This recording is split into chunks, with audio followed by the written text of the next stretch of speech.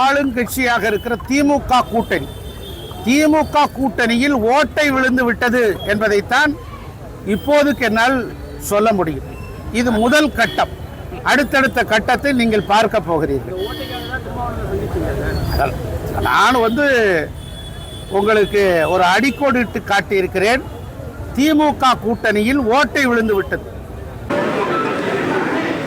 நட்பின் அடிப்படையில் அந்த சந்திப்பு நிகழ்ந்தது, அவ்வளவுதான். அண்மையிலே ஒரு நிகழ்வில் நாங்கள் பங்கேற்கக்கூடிய ஒரு வாய்ப்பு அமைந்தது.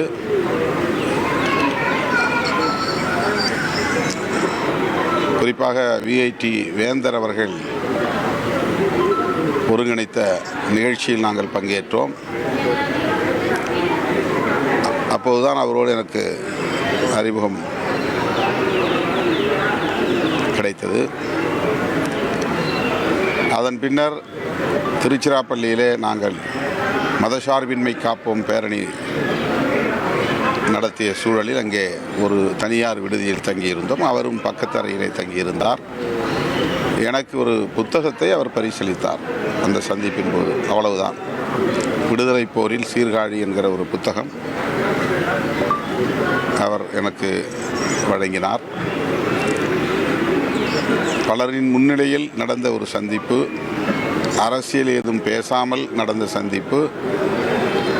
அவர் இலக்கிய தளத்தில் என்ன செய்து வருகிறார் என்பது குறித்து என்னிடத்திலே மகிழ்ச்சியோடு பகிர்ந்து கொண்ட ஒரு தருணம், அவ்வளவுதான். அவரும் அரசியல் பேசவில்லை, நானும் அரசியல் பேசவில்லை. சார், அவர் இப்படி சொல்றதுக்கு காரணம் ஒருவேளை உங்களுடைய கூட்டணியில சலசலப்பை உண்டு பண்ணுறதுக்காக சொல்லாருன்னு நீங்க எடுத்துக்கலாம். அது எனக்கு தெரியாது. அவர் ஏன் அப்படி சொன்னார்னு தெரியல. அதுக்கு அவர் தான் மீண்டும் விளக்கம் சொல்லணும். 2026 சட்டமன்ற தேர்தல் ஆட்சியிலும் பங்கு விசிக முன்னெடுக்கும். இதுக்கு நான் ஏற்கனவே பலமுறை பதில் சொல்லிவிட்டேன். இப்போதுள்ள சூழலில் அதற்கான ஒரு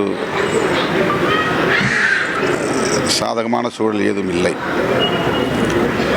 இந்த தேர்தலில்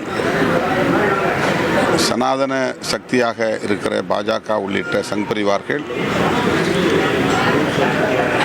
அதிமுகவோடு சேர்ந்து